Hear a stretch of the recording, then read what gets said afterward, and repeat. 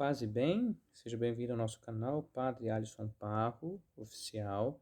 Hoje nós celebramos 2 meses do nosso canal, que bom, nós já temos mais de 2.000 inscritos, quase 11.000 pessoas que acessaram o nosso canal, e esse canal pode crescer. Se você se inscrever, aí o YouTube vai disponibilizá-lo para mais pessoas. Nosso objetivo aqui é ajudar que as pessoas que venham até este veículo de comunicação saboreiem a palavra de Deus, porque a Bíblia não é para especialistas. O povo de Deus tem direito de conhecer a palavra e de vivê-la, já que não só de pão vive o homem, mas de toda a palavra que sai da boca de Deus. Então, o canal não é pensado para exegetas, para especialistas, mas pensado para pessoas que, como você, desejam uma linguagem direta, objetivo, como pede o Papa Francisco, viver a proposta de Jesus. Neste 27º domingo do tempo comum, nós iremos escutar Marcos, capítulo 10, de 2 a 16. Não escutaremos o primeiro versículo, mas ele é importante se você pegar a sua Bíblia e verificar Marcos 10, capítulo 10, versículo 1. Jesus não se encontra mais na Galileia, mas na Judéia. Ele está fazendo um caminho com os discípulos, geográfico, mas podemos dizer também teológico, rumo a Jerusalém.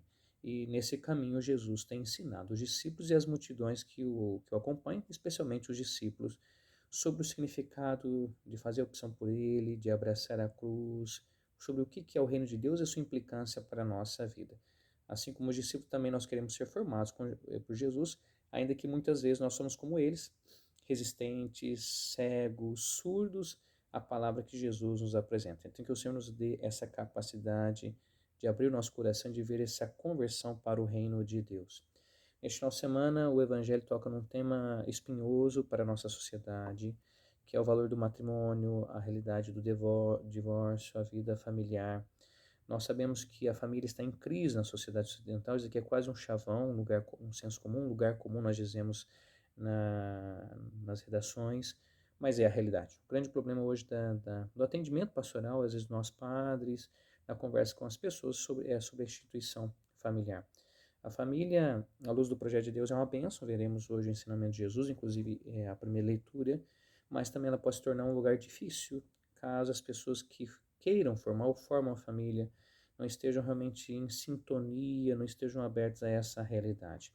Diante das dificuldades das pessoas, nós devemos ter um olhar misericordioso, acolhedor, sem negar a verdade da fé, sem emitir juízos condenatórios, porque é à luz da acolhida na comunidade cristã que nós podemos ajudar as pessoas a viverem de acordo com a palavra de Deus. Então, na vida é escola, é processo, e nós devemos olhar para cada pessoa, para cada situação, de acordo com aquilo que nos apresenta o Papa Francisco. Isso não significa naturalizar o pecado, nem justificar o pecado, mas significa ser pedagogos como Jesus foi pedagogo. Por isso que a gente tem que voltar ao Evangelho cada vez mais. Nós podemos estar na igreja e não conhecer Jesus. Então, voltar ao Evangelho e não somente conhecer, decorar as palavras de Jesus, mas praticar a sua pedagogia, o seu jeito de ser. Muito bem, vamos então olhar para o Evangelho. Como eu disse, Jesus está nesse caminho, e é nesse caminho que aparecem os fariseus para pôr Jesus à prova, Jesus lidar com essa situação. E qual que é a prova que os fariseus querem colocar Jesus? Com essa pergunta: é lícito ao marido repudiar a mulher? O que está por trás desse questionamento é o entendimento de Deuteronômio capítulo 24, de 1 a 4. Ali na Torá, perdão que eu estou um pouco gripado, ali na Torá havia a permissão de Moisés, de um certo repúdio da mulher casada pelo seu próprio marido. Na época havia uma grande discussão entre os rabinos em que contexto isso poderia acontecer. Jesus não fala sim e não. É interessantíssima a atitude de Jesus. Ele fala o seguinte: que vos ordenou Moisés? Não que, veja, que vos ordenou Moisés? Aí os fariseus, eles disseram, Moisés permitiu escrever. Vocês perceberam a diferença? Que vos ordenou e Moisés permitiu. Jesus não quer saber o que Moisés permitiu, Jesus quer saber o projeto originário de Deus. Mas vamos ver lá o que está por trás de toda essa situação. Então, na época, o divórcio era permitido no Império Romano, século I, mas também na cultura judaica. Em que contexto Moisés permitiu o divórcio? A proteção da mulher. A mulher, ao sair de casa, ela tinha que ter uma carta, um libelo de repúdio, uma carta de divórcio, para que ela depois não fosse acusada pelo marido de ter saído de casa sem a permissão do marido. É uma sociedade patriarcal nesse contexto, e poderia ter a ser apedrejada em praça pública. Então, a normativa de Moisés é um pouco em vista da proteção da mulher. A celebração do matrimônio, a cultura judaica sempre valorizou o matrimônio. Inclusive, a celebração em si é chamada Kiddushim, que significa santificação. O divórcio era permitido, mas não era visto como algo positivo, é como algo ligado à fragilidade humana, porque o valor fundamental do judaísmo é a família e a vida conjugal. A Mishnah, que é um escrito judaico, discute quais são os motivos válidos para despedir a esposa. Naquela época, somente o homem era permitido despedir a esposa, a mulher não poderia pedir o divórcio. Hoje, talvez no judaísmo, algumas comunidades mais liberais permitem que a mulher tome a iniciativa. Ali havia várias discussões, havia alguns rabinos, por exemplo, Rabi Shammai falava que somente no caso de adultério, então ele era mais rigoroso, ele falava que o projeto de Deus não permitia em cima o divórcio, talvez a posição de Jesus se aproxime mais de Shammai. Havia Rabi Hillel, que ele era mais liberal, inclusive se uma mulher tivesse quebrado um prato, alguma outra coisa, poderia despedi-la. Nós temos o Rabi Akiva, que esse é mais liberal que Hillel ainda, que dizia que se um homem encontrou uma mulher mais bonita que a esposa, ele podia mandar embora a esposa e ficar com aquela mulher mais bonita. E depois no Talmud, que é outro escrito judaico, Rabi Eleazar dizia que, tudo bem, o divórcio é uma medida extrema, em último caso, pois até as pedras do altar do Senhor choram quando ele acontece. No entanto, em todo esse debate, todos eles apontavam para Malaquias capítulo 2, de 14 a 16, vocês podem ver isso, que fala sobre a questão negativa do divórcio. Ou seja, havia essa possibilidade do divórcio, mas em si ele não era valorizado, como não é valorizado até hoje no judaísmo. Interessante que Jesus não falou que Moisés permitiu, mas o que ele ordenou. Então Jesus quer voltar para o projeto original de Deus.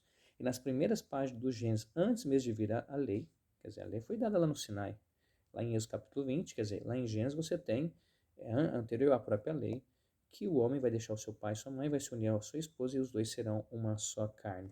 Então, dentro do projeto original de Deus, a vida familiar, ou melhor, a vida conjugal, é para que ambos, na complementariedade e diversidade, possam exercitar a sexualidade do ponto de vista positivo, como uma verdadeira doação. Então, ninguém nasce amando, aprende a se amar, e na medida que a gente assume o projeto de Deus na nossa vida, na nossa fragilidade, na nossa pequenez, é possível aliança matrimonial. Jesus tinha muito bem consciência, e inclusive hoje tem o documento do matrimônio chamado Ketuvá, a certidão, né, era Ketuvot. Nesse documento se colocava a alegria do matrimônio, o propósito do matrimônio, inclusive, por exemplo, a bênção de Deus para aquele novo casal e o compromisso que um tinha com o outro. Enquanto depois no ato de repúdio, libelo de repúdio, get, em aramaico, se falava exatamente que ambos estavam liberados. No fundo, o projeto do matrimônio, à luz do contexto bíblico, é que o homem não é autossuficiente. Na verdade, Deus criou-nos para ir ao encontro do outro. E ir ao encontro do outro, somente de uma maneira madura, uma pessoa equilibrada, é quando ela aceita a sua incompletude. Então, do ponto de vista da palavra de Deus, amar é dar a vida para que o outro realize o projeto de Deus na vida dele. O amor cristão, ele pressupõe essa questão da doação. Aí vocês vão entender, porque hoje a sexualidade, na maneira como ela é apresentada, e aqui eu quero fazer um adendo, a sexualidade do ponto de vista da moral cristã e da doutrina da igreja não é só a genitalidade. A sexualidade é essa pulsão de vida que me leva a sair da solidão e ao encontro do outro. A sexualidade, ela precisa ser educada. Ela precisa ser educada para ser virtuosa. Ela não é um mal em si. Nós não devemos ter essa visão, mas ela precisa ser educada dentro de um processo de virtude. Numa sociedade em que as pessoas não forem educadas para o amor, em que você tem um crescimento do erotismo, da pornografia, do egoísmo, esse é um ponto em que as pessoas não vivem bem. Então, entende a sexualidade, seja na manipulação dos outros, seja numa forma de desejo desequilibrado, desordenado, seja como algo que se restringe somente à genitalidade. Porque a genitalidade, o ato sexual em si, fora de um contexto de amor e de doação de vida, ele por si mesmo não satisfaz a sede do ser humano. E uma vida desordenada, ela causa dramas interiores. O problema é que essa situação, às vezes, elas acontecem dentro do matrimônio, quando uma das partes, ou ambas as partes, não forem educadas para essa realidade. O Papa Francisco mesmo tem insistido muito sobre a necessidade de uma catequese matrimonial, não é algum cursinho de domingo que vai preparar as pessoas para o matrimônio. Quer dizer, um acompanhamento da pastoral familiar sobre essas novas situações para nós evitarmos o problema futuros. O que é bem feito no início, o bom alicerce feito, faz com que a casa ela perdure. E veja que na casa, depois os discípulos questionam Jesus, mas eles ficaram escandalizados com esse ensinamento de Jesus, voltar ao projeto original, porque os discípulos sempre entenderam que podia despedir as mulheres. É interessante ver o versículo 12 que diz: E se essa mulher repudiar seu marido e esposar outro, comete adultério. Isso era só previsto pelo direito romano. O direito judaico não permitia na época que a mulher tomasse a atitude do divórcio, o que nós vemos que o Evangelho Marcos está sendo escrito então para pagãos. Né? Marcos está contextualizando o ensinamento de Jesus. No final do Evangelho, de 13 a 16, Jesus fica indignado com a atitude dos discípulos que não deixam as crianças irem até ele. E por que Marcos coloca aqui nesse contexto? E relacionado à primeira perícope que nós vimos, porque Jesus quer mostrar o seguinte, que somente vai acolher essa dinâmica do amor como doação quem for uma criança diante do Pai. Uma criança, ela confia no Pai, ela recebe tudo do Pai. Então, nós só podemos viver esse amor de doação, desse projeto originário de Deus, se nós tivermos essa atitude que as crianças têm em relação com seus pais, essa confiança total. Sem confiança em Deus, sem acolher a proposta do reino, sem acolher as implicações do reino para a vida conjugal, é impossível viver a realidade do matrimônio de acordo com esse projeto originário. E aí surgem as fragilidades. O que nós devemos falar neste final de semana? Nós temos muitos casais que não deram certo na primeira união. Nós devemos compreender a fragilidade das pessoas, devemos ter um acompanhamento pastoral dessas pessoas, ajudá-las. Existe a possibilidade, por exemplo, de talvez a primeira relação foi nula, o casamento na igreja foi nula, ajudá-las a entender o tribunal eclesiástico. Mas, por outro lado, não ficar só remediando as situações e se perguntar o que nós, concretamente, como igreja, temos feito para formar os nossos jovens, as nossas crianças, inclusive os paroquianos que estão dentro das nossas igrejas, sobre o valor da vida conjugal. O matrimônio, se não tiver essa dimensão da doação do amor, de um encontro do aprendizado, e a gente aprende no meio das dificuldades, é natural que no aprendizado haja erros, acertos. Se não tiver essa abertura e essa fé, essa acolhida no reino de Deus, ele pode ser realmente não um sinal de bênção, mas ele pode acompanhar muitas dificuldades até ser sinal de sofrimento. As nossas famílias, elas enfrentam muitos problemas, os casais, inclusive, se dizem famílias cristãs, mas será que na prática, de fato, são cristãs? Uma família que é madura é uma família que dá margem às crianças, aos idosos. Eu sempre digo, você quer ver uma família madura? Veja como ela trata as crianças e os idosos. Aí você vai ver se realmente ali existe o amor. Então é como se Jesus estivesse falando aqui para os fariseus, mais que vocês ficarem se perguntando, tentando achar na lei o que lhes dá direito de repudiar a mulher de vocês, vão amá-las.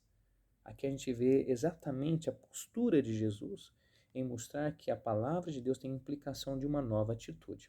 Numa sociedade como a nossa, em que o matrimônio não é mais valor, em que muitos casais não redescobriram isso, esse ensinamento é profético.